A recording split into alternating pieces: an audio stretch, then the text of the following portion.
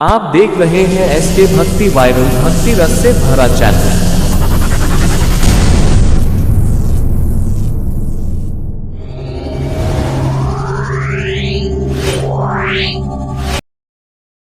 ओम नमः शिवाय।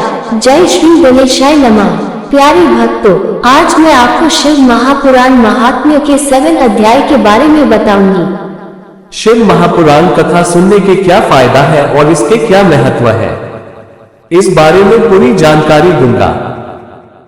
आइए शिव महापुराण महात्म्य के 7 अध्याय के बारे में जानते हैं। शिव पुराण महात्म्य। पहला अध्याय। सूत जी द्वारा शिव पुराण की महिमा का वर्णन। श्री शौनक जी ने पूछा, महाज्ञानी सूत जी, आप संपूर्ण सिद्धांतों के ज्ञाता हैं, कृपया मुझसे पुराणों के सार का वर्णन करें। ज्ञान और वैराग्य सहित भक्ति से प्राप्त विवेक की वृद्धि कैसे होती है, तथा साधु पुरुष कैसे अपने काम, क्रोध आदि विकारों का निवारण करते हैं। इस कलियुग में सभी जीव आसुरी स्वभाव के हो गए हैं। अतः कृपा करके मुझे ऐसा साधन बताइए जो कल्याणकारी एवं मंगलकारी हो तथा पवित्रता लिए हो। प्रभु, वह ऐसा साधन हो जिससे मनुष्य की शुद्धि हो जाए और उस निर्मल हृदय वाले पुरुष को सदैव के लिए शिव की प्राप्ति हो जाए। श्री सूत जी ने उत्तर दिया, शौनक जी, आप धन्य हैं, क्योंकि आपके मन में पुराण कथा को सुनने के लिए अपार प्रेम व लालसा है। इसलिए मैं तुम्हें परम उत्तम शास्त्र की कथा सुनाता हूँ। वत्स, संपूर्ण सिद्धांत से संपन्न भक्ति को बढ़ाने वाला तथा शिव जी को संतुष्ट करने वाला अमृत के समान दिव्य शास्त्र है शिव पुराण। इसका पूर्व काल में शिव जी ने ही प्रवचन किया था। गुरुदेव व्यास ने सनत कुमार मुनि का उपदेश पाकर आदर पूर्वक इस पुराण की रचना की है। ये पुराण कलियुग में मनुष्यों के हित का परम साधन है। शिव पुराण परम उत्तम शास्त्र है। इस पृथ्वी लोक में सभी मनुष्यों को भगवान शिव के विशाल स्वरूप को समझना चाहिए। इसे पढ़ना एवं सुनना सर्वसाधन है। यह मनोवांछित फलों को देने वाला है। इससे मनुष्य निष्पाप हो जाता है तथा इस लोक में सभी सुखों का उपभोग करके अंत में शिवलोक को प्राप्त करता है। शिव पुराण में 24,000 श्लोक हैं, जिसमें 7 संहिताएं हैं। शिव पुराण परब्रह्म परमात्मा के समान गति प्रदान करने वाला है।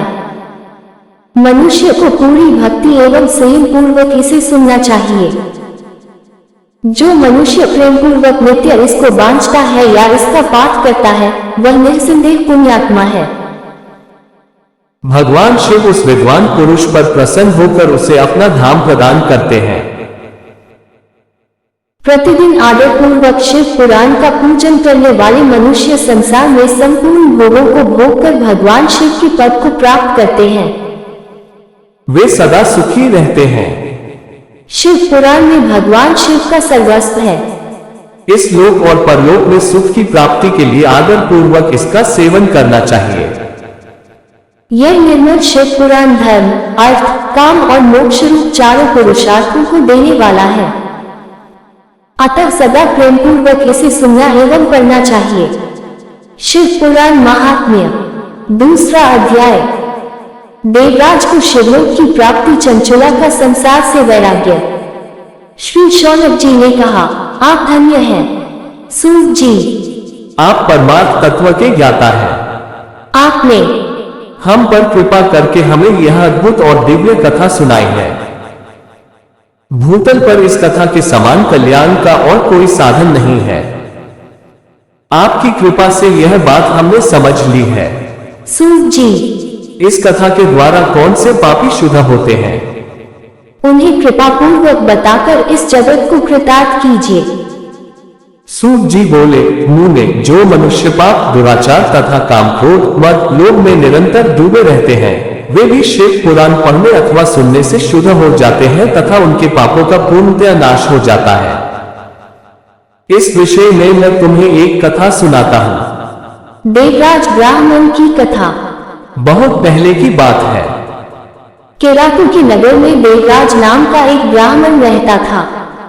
वह ज्ञान में दुर्बल, गरीब, रस बेचने वाला तथा वैदिक धर्म से विमुख था। वह स्नान संध्या नहीं करता था तथा उसमें वैश्य वृत्ति बढ़ती ही जा रही थी। वह भक्तों को ठगता था। उसने अनेक मनुष्यों को मारकर उन सबका धन हड़प लिया था। उस पापी ने थोड़ा सा भी धन धर्म के काम में नहीं लगाया था।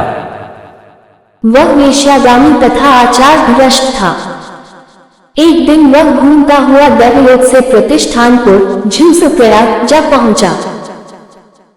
वहां उसने एक शिवालय देखा जहां बहुत से साधु महात्मा एकत्र हुए थे। देवराज वहीं ठहर गया। वहां रात में उसे ज्वर आ गया और उसे बड़ी पीड़ा होने लगी। वहीं पर एक ब्राह्मण देवता शिव पुराण की कथा सुना रहे थे। ज्वर में पड़ा देवराज भी ब्राह्मण के मुख से शिव कथा को निरंतर सुनता रहता था। 1 मास बाद देवराज ज्वर से पीड़ित अवस्था में चल बसा। यमराज के दूत उसे बांधकर यमपुरी ले गए। तभी वहां शिवलोक से भगवान शिव के पार्षदगण आ गए। वे कर्पूर के समान उज्ज्वल थे। उनके हाथ में त्रिशूल, संपूर्ण शरीर पर भस्म और गले में रुद्राक्ष की माला उनके शरीर की शोभा बढ़ा रही थी।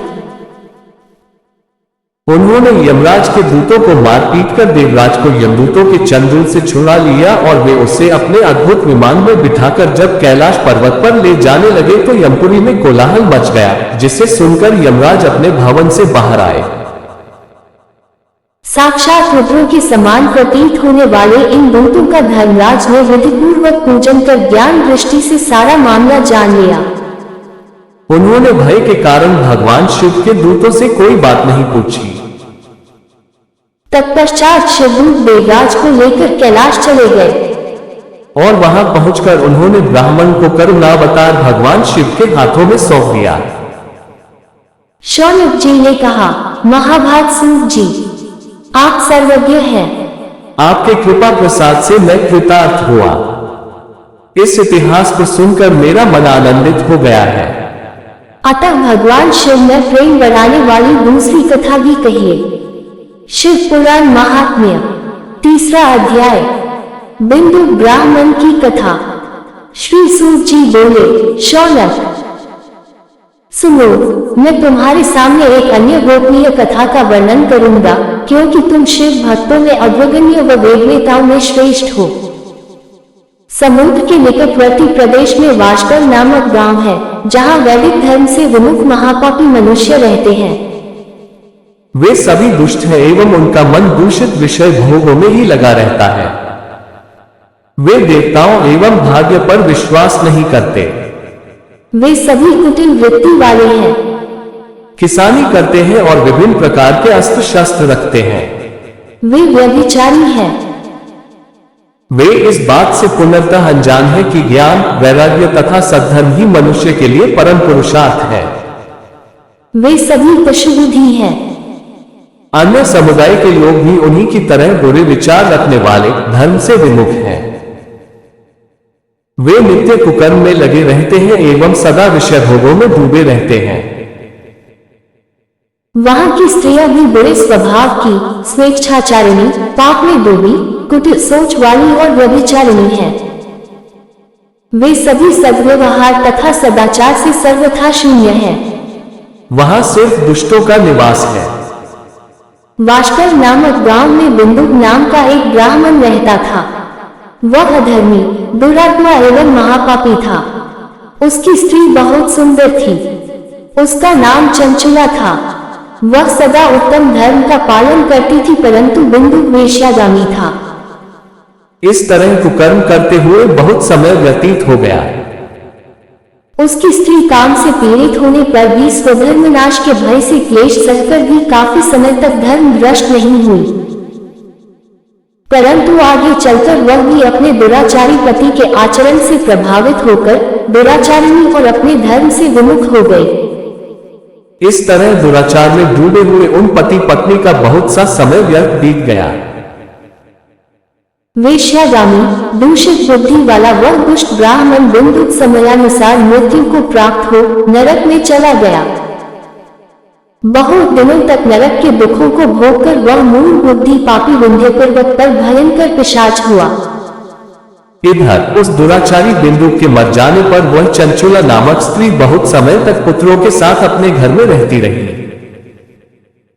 पति की मृत्यु के बाद वह भी अपने धर्म से गिरकर पर पुरुषों का संग करने लगी थी।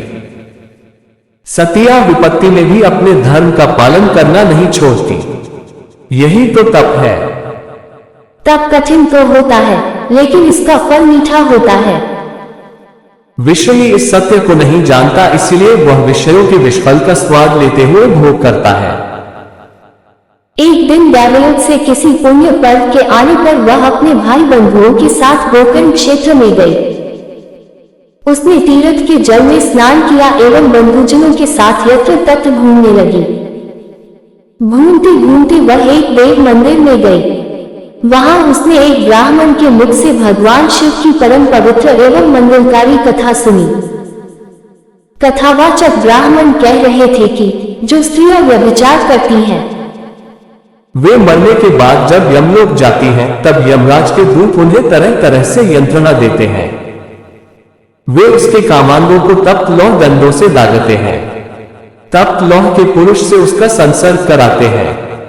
ये सारे दंड इतनी वेदना देने वाले होते हैं कि जीव पुकार पुकार कर कहता है कि अब वह ऐसा नहीं करेगा, लेकिन यमदूत उसे छोड़ते नहीं। कर्मों का फल तो सभी को भोगना पड़ता है। देव, ऋषि, मनुष्य सभी इससे बंधे हुए हैं। ब्राह्मण के मुख से ही वैराग्य बढ़ाने वाली कथा सुनकर चंचला भय से व्याकुल हो गई। कथा समाप्त होने पर सभी लोग वहां से चले गए। तब कथा बांटने वाले ब्राह्मण देवता से चंचला ने कहा, हे ब्राह्मण, धर्म को न जानने के कारण मेरे द्वारा बहुत बड़ा दुराचार हुआ है। स्वामी, मेरे ऊपर कृपा कर मेरा उद्धार कीजिए। आपके प्रवचन को सुनकर मुझे इस संसार से वैराग्य हो गया है। मुझ मूढ़ चित्त वाली पापिनी को धिक्कार है। मैं निंदा के योग्य हूं। मैं बुरे विषयों में फंसकर अपने धर्म से विमुख हो गई थी। कौन मुझ जैसी कुमार में मन लगाने वाली पापिनी का साथ देगा? जब यमदूत मेरे गले में फंदा डालकर मुझे बांध कर ले जाएंगे और नरक में मेरे शरीर के टुकड़े करेंगे, तब मैं कैसे उन महायातनाओं को सहन कर पाऊंगी? मैं सब प्रकार से नष्ट हो गई हूं, क्योंकि अभी तक मैं हर तरह से पाप में डूबी रही हूं। हे ब्राह्मण, आप मेरे गुरु हैं, आप ही मेरे माता पिता हैं। मैं आपकी शरण में आई हूं। मुझ अबला का अब आप ही उद्धार कीजिए। सूत जी कहते हैं, शौनक, इस प्रकार विलाप करती हुई चंचुला ब्राह्मण देवता के चरणों में गिर पड़ी। तब ब्राह्मण ने उसे कृपा पूर्वक उठाया और इस प्रकार कहा, शिव पुराण महात्म्य, चौथा अध्याय। चंचुला की शिव कथा सुनने में रुचि और शिवलोक गमन। ब्राह्मण बोले, नारी तुम सौभाग्यशाली हो, जो भगवान शंकर की कृपा से तुमने वैराग्यपूर्ण शिव पुराण की कथा सुनकर समय से अपनी गलती का एहसास कर लिया है। तुम डरो मत और भगवान शिव की शरण में जाओ। उनकी परम कृपा से तुम्हारे सभी पाप नष्ट हो जाएंगे। मैं तुम्हें भगवान शिव की कथा सहित वह मार्ग बताऊंगा जिसके द्वारा तुम्हें सुख देने वाली उत्तम गति प्राप्त होगी। शिव कथा सुनने से तुम्हारी बुद्धि शुद्ध हो गई है और तुम्हें पश्चाताप हुआ है तथा मन में वैराग्य उत्पन्न हुआ है। पश्चाताप ही पाप करने वाले पापियों के लिए सबसे बड़ा प्रायश्चित है। पश्चाताप ही पापों का शोधक है। इससे ही पापों की शुद्धि होती है। सत्पुरुषों के अनुसार पापों की शुद्धि के लिए प्रायश्चित पश्चाताप से ही संपन्न होता है। जो मनुष्य अपने कुकर्म के लिए पश्चाताप नहीं करता वह उत्तम गति प्राप्त नहीं करता, परंतु जिसे अपने कुकृत्य पर हार्दिक पश्चाताप होता है वह अवश्य उत्तम गति का भागीदार होता है। इसमें कोई शक नहीं है। शिव पुराण की कथा सुनने से चित्त की शुद्धि एवं मन निर्मल हो जाता है। शुद्ध चित्त में ही भगवान शिव व पार्वती का वास होता है। वह शुद्धात्मा पुरुष सदाशिव के पद को प्राप्त होता है। इस कथा का श्रवण सभी मनुष्यों के लिए कल्याणकारी है। अतः इसकी आराधना व सेवा करनी चाहिए। ये कथा भवबंधन रूपी रोग का नाश करने वाली है। भगवान शिव की कथा सुनकर हृदय में उसका मनन करना चाहिए। इससे चित्त की शुद्धि होती है। चित्त शुद्धि होने से ज्ञान और वैराग्य के साथ महेश्वर की भक्ति निश्चय ही प्रकट होती है तथा उनके अनुग्रह से दिव्य मुक्ति प्राप्त होती है।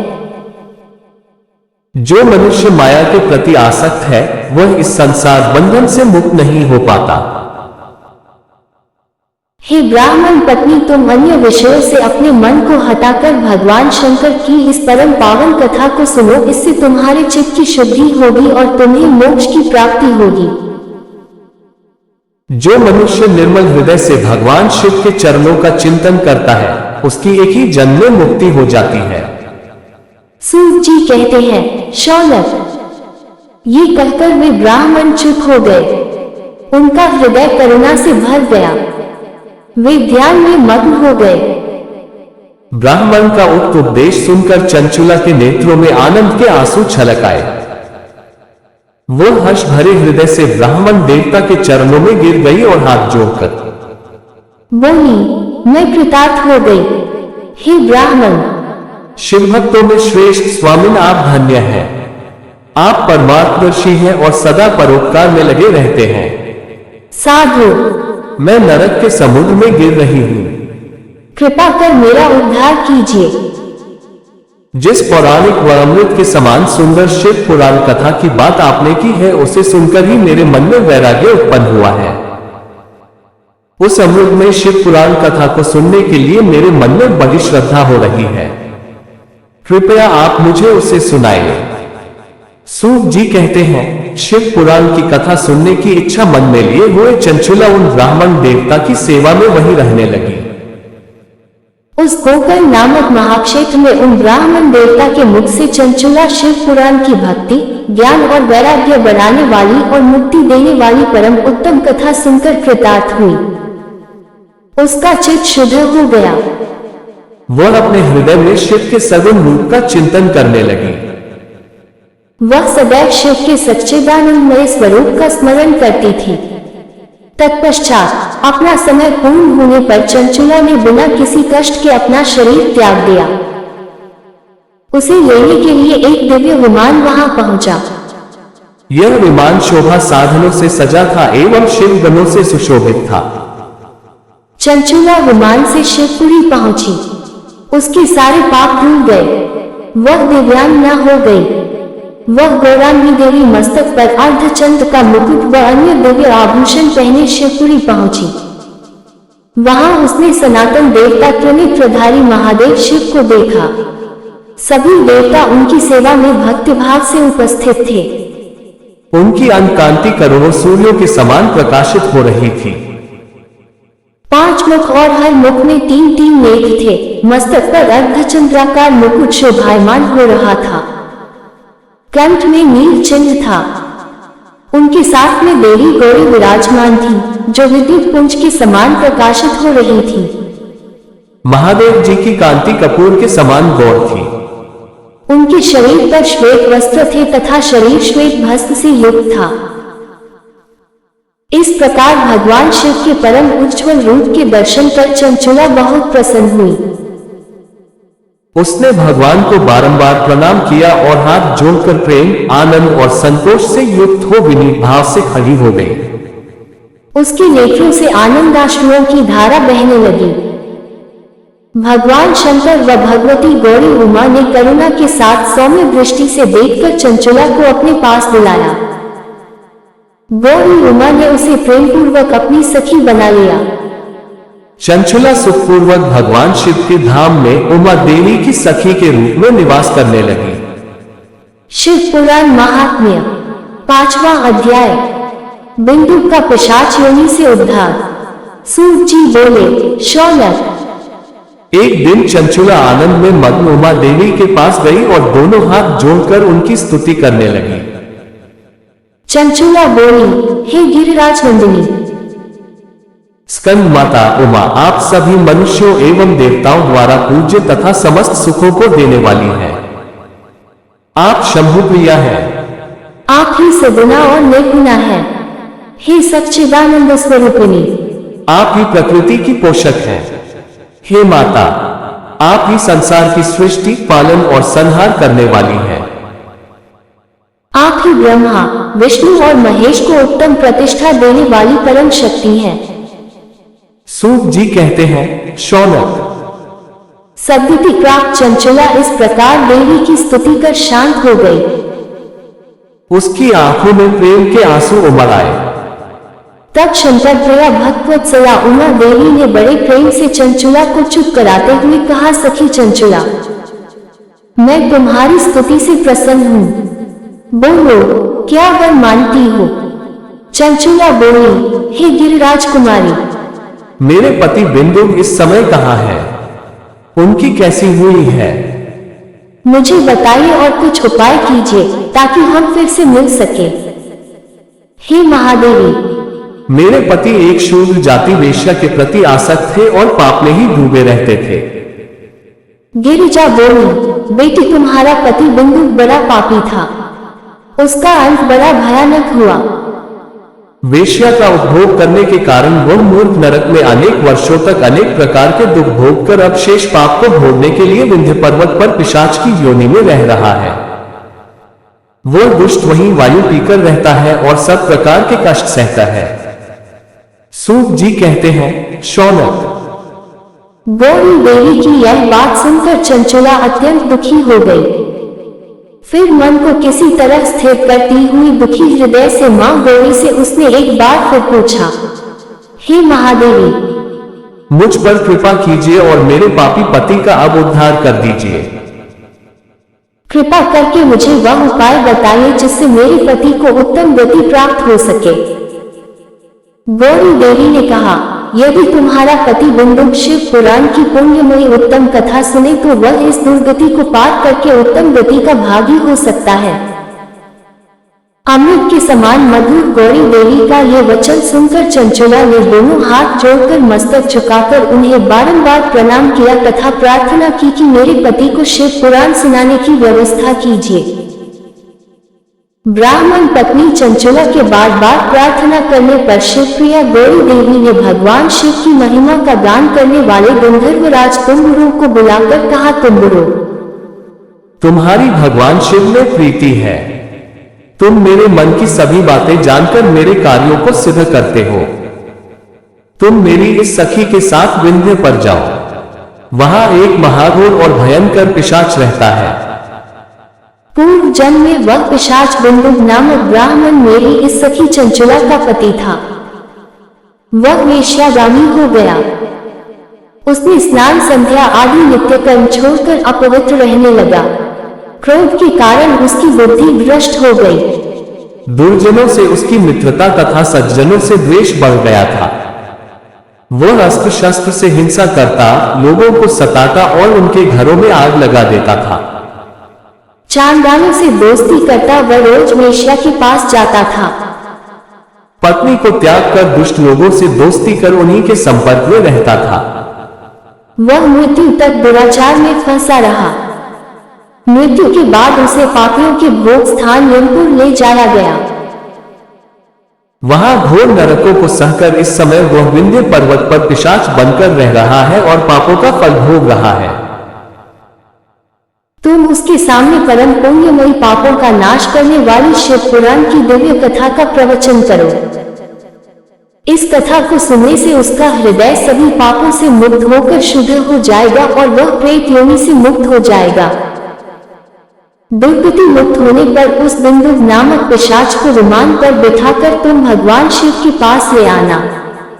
सूत जी कहते हैं, शौनक, मां उमा का आदेश पाकर गंधर्वराज तुम्बुरु प्रसन्नतापूर्वक अपने भाग्य की सराहना करते हुए चंचला को साथ लेकर विमान से पिशाच के निवास स्थान विंध्य पर्वत गया। वहां पहुंचकर उसने उस विकराल आकृति वाले पिशाच को देखा। उसका शरीर विशाल था। उसकी ठोड़ी बड़ी थी। वह कभी हंसता, कभी रोता और कभी उछलता था। महाबली तुम्बुरु ने बिंदु नामक पिशाच को पाशों से बांध लिया। उसके पश्चात तुम्बुरु ने शिव पुराण की कथा बांचने के लिए स्थान तलाश कर मंडप की रचना की। शीघ्र ही इस बात का पता लोगों को चल गया कि एक पिशाच के उद्धार हेतु देवी पार्वती की आज्ञा से तुम्बुरु शिव पुराण की अमृत कथा सुनाने विंध्य पर्वत पर आया है। उस कथा को सुनने के लोभ से बहुत से देवर्षि वहां पहुंच गए। सभी को आदर पूर्वक स्थान दिया गया। पिशाच बिंदु को पाशों में बांधकर आसन पर बिठाया गया और तब तुम्बुरु ने परम उत्तम शिव पुराण की अमृत कथा का गान शुरू किया। उसने पहली विदेश्वर संहिता से लेकर 7वीं वायु संहिता तक शिव पुराण की कथा का स्पष्ट वर्णन किया। सातों संहिताओं सहित शिव पुराण को सुनकर सभी श्रोता कृतार्थ हो गए। परम पुण्य में शिव पुराण को सुनकर पिशाच सभी पापों से मुक्त हो गया और उसने पिशाच शरीर का त्याग कर दिया। शीघ्र ही उसका रूप दिव्य हो गया। उसका शरीर गौर वर्ण का हो गया। शरीर पर श्वेत वस्त्र एवं पुरुषों के आभूषण आ गए। इस प्रकार दिव्य देहधारी होकर बिंदु अपनी पत्नी चंचुला के साथ स्वयं भी भगवान शिव का गुणगान करने लगा। उसे इस दिव्य रूप में देखकर सभी को बहुत आश्चर्य हुआ। उसका मन परम आनंद से परिपूर्ण हो गया। सभी भगवान महेश्वर के अद्भुत चरित्र को सुनकर कृतार्थ हो उनका यशोगान करते हुए अपने अपने धाम को चले गए। बिंदु अपनी पत्नी चंचुला के साथ विमान में बैठकर शिवपुरी की ओर चल दिया। महेश्वर के गुणों का गान करता हुआ बिंदु अपनी पत्नी चंचुला व तुम्बुरु के साथ शीघ्र ही शिवधाम पहुंच गया। भगवान शिव व देवी पार्वती ने उसे अपना पार्षद बना लिया। दोनों पति पत्नी सुखपूर्वक भगवान महेश्वर एवं देवी गौरी के श्री चरणों में अविचल निवास पाकर धन्य हो गए। शिव पुराण महात्म्य, छठा अध्याय। शिव पुराण के श्रवण की विधि। शौनक जी कहते हैं, महाप्राज्ञ सूत जी, आप धन्य एवं शिव भक्तों में श्रेष्ठ हैं। हम पर कृपा कर हमें कल्याणमय शिव पुराण के श्रवण की विधि बताइए, जिससे सभी श्रोताओं को संपूर्ण उत्तम फल की प्राप्ति हो। सूत जी ने कहा, मुने शौनक, तुम्हें संपूर्ण फल की प्राप्ति के लिए मैं शिव पुराण की विधि सविस्तार बताता हूं। सर्वप्रथम किसी ज्योतिषी को बुलाकर दान से संतुष्ट कर उससे कथा का शुभ मुहूर्त निकलवाना चाहिए और उसकी सूचना का संदेश सभी लोगों तक पहुंचाना चाहिए कि हमारे यहाँ शिव पुराण की कथा होने वाली है। अपने कल्याण की इच्छा रखने वालों को इसे सुनने अवश्य पधारना चाहिए।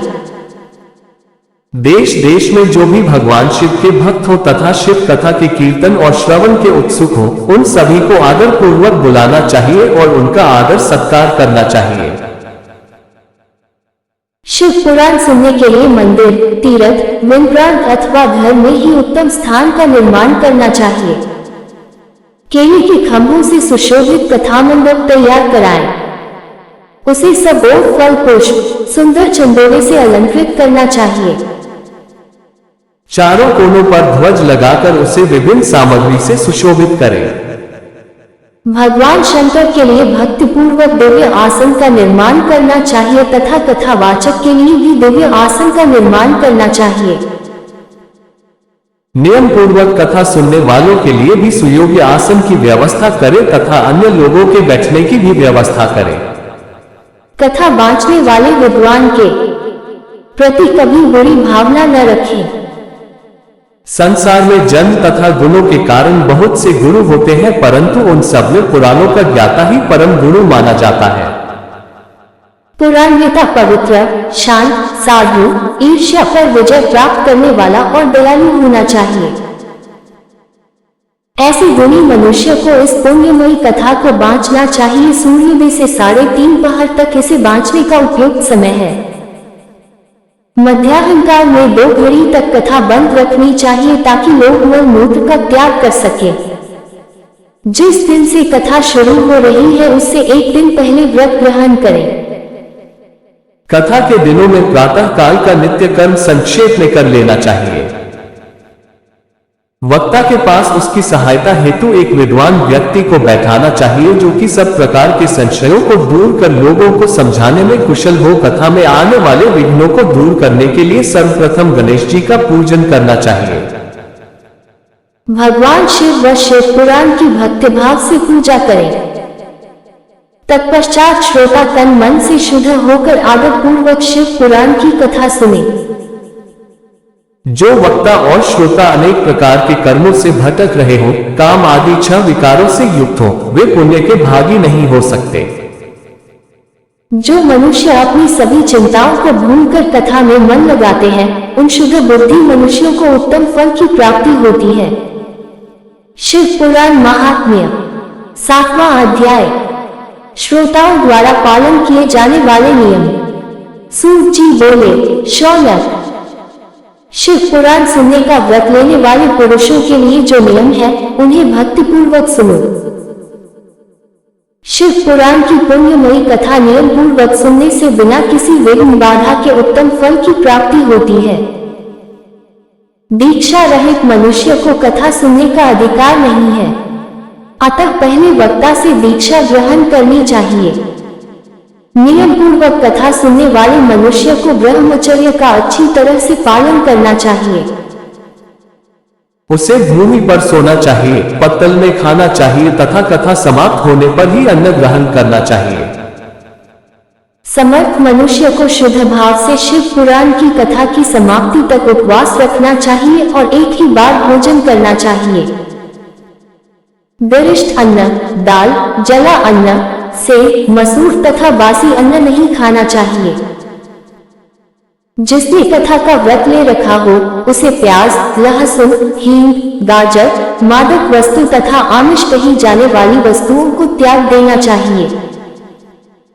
ऐसा मनुष्य प्रतिदिन सत्य, शौच, दया, मौन, सरलता, विनय तथा हार्दिक उदारता आदि सद्गुणों को अपनाए तथा साधु संतों की निंदा का त्याग कर नियम पूर्वक कथा सुने। सकौम मनुष्य इस कथा के प्रभाव से अपनी अभीष्ट कामना प्राप्त करता है और निष्काम मोक्ष प्राप्त करता है। सभी स्त्री पुरुषों को विधि विधान से शिव पुराण की उत्तम कथा को सुनना चाहिए। महर्षि, शिव पुराण की समाप्ति पर श्रोताओं को भक्ति पूर्वक भगवान शिव की पूजा की तरह पुराण पुस्तक की पूजा भी करनी चाहिए तथा इसके पश्चात विधि पूर्वक वक्ता का भी पूजन करना चाहिए। पुस्तक को रखने के लिए नया और सुंदर बस्ता बनाएं। पुस्तक व वक्ता की पूजा के उपरांत वक्ता की सहायता हेतु बुलाए गए पंडित का भी सत्कार करना चाहिए। कथा में पधारे अन्य ब्राह्मणों को भी अन्न धन का दान दे। गीत, वाद्य और नृत्य से उत्सव को महान बनाए। विरक्त मनुष्य को कथा समाप्ति पर गीता का पाठ करना चाहिए तथा गृहस्थ को श्रवण कर्म की शांति हेतु होम करना चाहिए। होम रुद्र संहिता के श्लोकों द्वारा अथवा गायत्री मंत्र के द्वारा करें। यदि हवन करने में असमर्थ हो तो भक्तिपूर्वक शिव सहस्रनाम का पाठ करें। कथा श्रवण संबंधी व्रत की पूर्णता के लिए शहद से बनी खीर का भोजन 11 ब्राह्मणों को कराकर उन्हें दक्षिणा दें। समृद्ध मनुष्य 3 तोले सोने का एक सुंदर सिंहासन बनाए और उसके ऊपर लिखी अथवा लिखाई हुई शिव पुराण की लिखी पोथी विधिपूर्वक स्थापित करे तथा पूजा करके दक्षिणा चढ़ाए। फिर आचार्य का वस्त्र, आभूषण एवं ग्रंथ से पूजन करके दक्षिणा सहित वह पुस्तक उन्हें भेंट कर दे। शौनक, इस पुराण के दान के प्रभाव से भगवान शिव का अनुग्रह पाकर मनुष्य भवबंधन से मुक्त हो जाता है। शिव पुराण को विधिपूर्वक संपन्न करने पर यह संपूर्ण फल देता है तथा भोग और मोक्ष प्रदान करता है। मुने, शिव पुराण का सारा महात्म्य जो संपूर्ण फल देने वाला है, मैंने तुम्हें सुना दिया है। अब आप और क्या सुनना चाहते हो? श्रीमान शिव पुराण सभी पुराणों के माथे का तिलक है। जो मनुष्य सदा भगवान शिव का ध्यान करते हैं, जिनकी वाणी शिव के गुणों की स्तुति करती है और जिनके दोनों कान उनकी कथा सुनते हैं, उनका जीवन सफल हो जाता है, वे संसार सागर से पार हो जाते हैं। ऐसे लोग इहलोक और परलोक में सदा सुखी रहते हैं। भगवान शिव के सच्चिदानंदमय स्वरूप का स्पर्श पाकर ही समस्त प्रकार के कष्टों का निवारण हो जाता है। उनकी महिमा जगत के बाहर और भीतर दोनों जगह विद्यमान है। उन अनंत आनंद रूप परम शिव की मैं शरण लेता हूँ।